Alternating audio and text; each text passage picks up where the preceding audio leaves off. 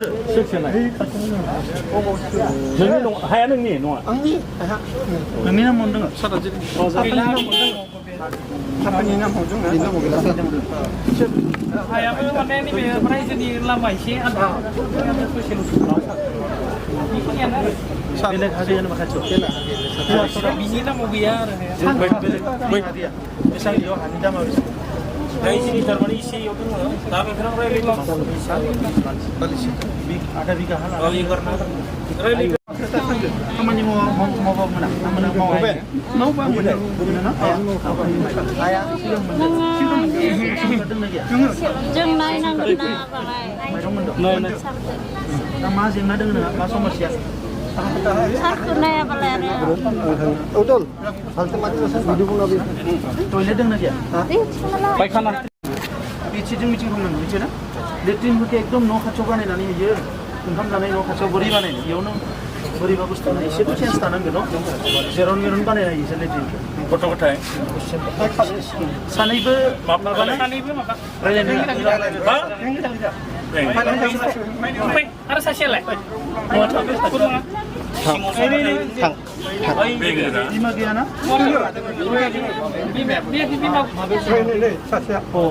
बिमाया बि देरसिन मोनो पेन्सन मोनो सानैबो मोनो बाहाय खम मोनो आरो बेसेबां मोनो 1000 1500 बेनिफ्राय गैला मासआव माहायाव बेसेबां सिगाङाव मोनोमोन 1000 करि मोनोमोन दाना गैला सार सेन्ट्रेलनिया ब्लगा फेरगोन माबा स्टेटआव दंखायो इउनिभार्सिटि फरायनो कलेज पेन्सन जाहाथे रावबो थानाङा आरो बे उइदि पेन्सन कलेज पेन्सन जेब्लानो मुंदांनिफ्राय फंबायखौ सेयार खालामना नङा नोङो बिफर हेन्ड जायफोर दासिम बेबायदि बैसोनि मानसिया मोनाखै बेखौ नों लिस्ट खालामना ला चेयारमेनखौ बुंनानैनो लिस्ट खालामना ला अब्लानो जेला फैगोन अब्लानो बिसोरो थालांनाय नङा नोंनाव लिस्टआ थाखाबायथ' ओंखायनो बेखौ नों रेडिलि खालामनानै ला दा बेनो जोङो गुबुन जायगायाव हा मोनसे होगोन नों न'खौ बानायनानै हो दै जागोन बिसोरनि थाखाय आसनि दं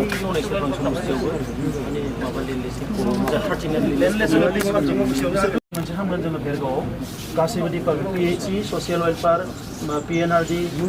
गासैखौबो लानानै नङा ओरै दोनखायो सोरनि हा इनि हा इनिखौ नांगोन ना इनिखौ नांगौ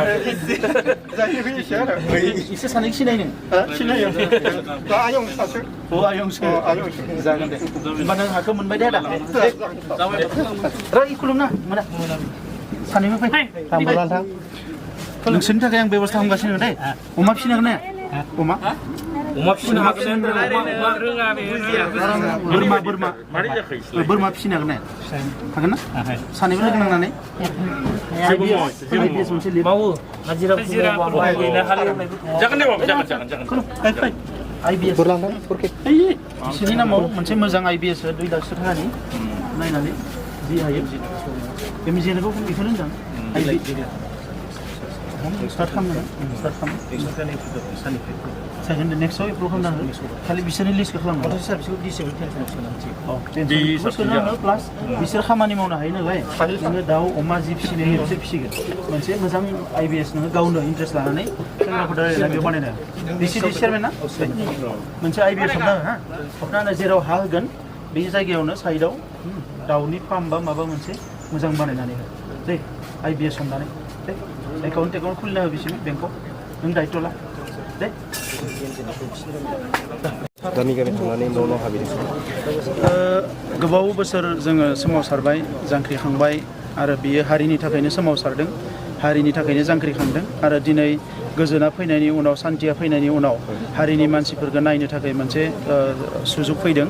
दा जोंखौ हारिनि मानसिफ्रा अननानै सरकाराव लाबोनाय लोगो लोगोनो जोंहा मोनसे बिबान गोग्लैदों जे हारिनि गोरिब गुन्द्रा थाखोनि गासैबो सुबुंफोरखौ जोङो दिनै नोजोर होनांगौ दा नंखायनो COVID-19नि थाखाय जों गोबां खामानि मावनो हायाखैमोन इलेक्सननि थाखायबो जोङो बेस्थ' जाना थानांदोंमोन दा सम फैनाय लोगो लोगोनो फार्स्ट जोङो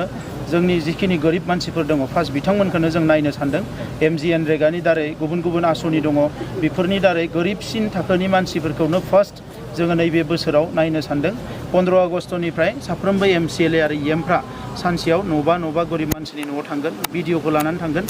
अन दा स्पट माखासे सलुसन जागोन जि सलुसन जाया जि जेंनाखौ बोस्रांनो हाया जायगायाव बेखौ लानानै जोङो 2 अक्ट'बराव जोंनि काउन्सिलाव जों एसेम्ब्लि जिरायनानै